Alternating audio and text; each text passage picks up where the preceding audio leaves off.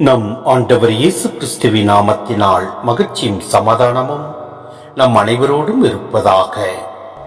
லேவியர் 19 1, 2 மற்றும் 11-18 முடிய ஆண்டவர் மோசேயிடம் கூறியது: நீ இஸ்ரேல் மக்களிடம் கூற வேண்டியது, தூயோராயிருங்கள், ஏனெனில் உங்கள் கடவுளும் ஆண்டவருமாகிய நான் தூயவர். களவு செய்யாமலும் பொய் சொல்லாமலும் ஒருவரை ஒருவர் வஞ்சியாமலும் என் பெயரால் பொய்யானையிட்டு உங்கள் கடவுளின் பெயருக்கு இழுக்கு ஏற்படுத்தாமலும் இருங்கள். நான் ஆண்டவர். அடுத்திருப்பவரை ஒடுக்கவோ அவருக்குரியதை கொள்ளையிடவோ வேண்டாம். வேலையாளின் கூலி விடியும் வரை உன்னிடம் இருத்தல் ஆகாது. காது கேளாதோரை சபிக்காதே, பார்வையற்றோரை இடர செய்யாதே. உன் கடவுளுக்கு அஞ்சி நட.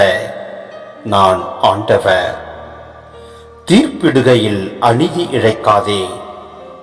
சிறியோர் பெரியோர் என முகம் பாராது உனக்கு அடுத்து வாழ்வோருக்கு நேர்மையுடன் நீதி வழங்கு. உன் இனத்தாருக்குள் புறங்கூறி திரியாதே. உனக்கு அடுத்து வாழ்வோரின் குருதி பழிக்கு காரணம் ஆகாதே. நான் ஆண்டவர். உன் சகோதரரை உன் உள்ளத்தில் பகைக்காதே. உனக்கு அடுத்தவர் பாவம் செய்யாதபடி அவரை கடிந்து கொள். பழிக்கு பழி என உன் இனத்தார் மேல் காழ்ப்பு கொள்ளாதே. உன் மீது நீ அன்பு கூறுவது போல் உனக்கு அடுத்திருப்பவர் மீதும் அன்பு கூறுவாயாக. நான் ஆண்டவர். சிந்தனை: உன் மீது நீ அன்பு கூறுவது போல உனக்கு அடுத்திருப்பவர் மீதும் அன்பு கூறுவாயாக என்பது சொந்த இனத்தாரை அன்பு செய்ய தூண்டுவது ஆகும். ஆனால் பிற இனத்தாரை வெறுக்கவும் ஒதுக்கவும் அது கூறவில்லை.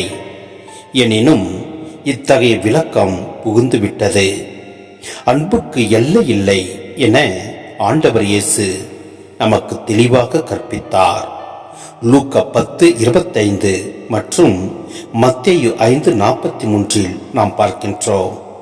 மேலும் உனக்கு அடுத்து இருப்பவர் என்பது இயேசுவின் பார்வையில் தேவையில் இருக்கும் அனைவரையும் உள்ளடங்குகிற பரந்து விரிந்த கண்ணோட்டமாகும். இது புதிய கட்டளையாகும். நிபந்தனையற்ற அன்பை நிலைநாட்ட விரும்பாதவர்களை சமயங்களிலிருந்து புறம்பாக்குவதே சமய சீர்திருத்தம். மேலும் நாம் யாருக்கும் தீங்கிழைக்காமல், யாரையும் தவறாமல் பேசாமல், நம் ஆண்டவர் முன்னிலையில் அனைவரிடத்திலும் அன்பு கொண்டு வாழ்வோம். எல்லாம் வல்ல இறைவன் நம்மை நிறைவாய் ஆசீர்வதிப்பார். ஆமென்.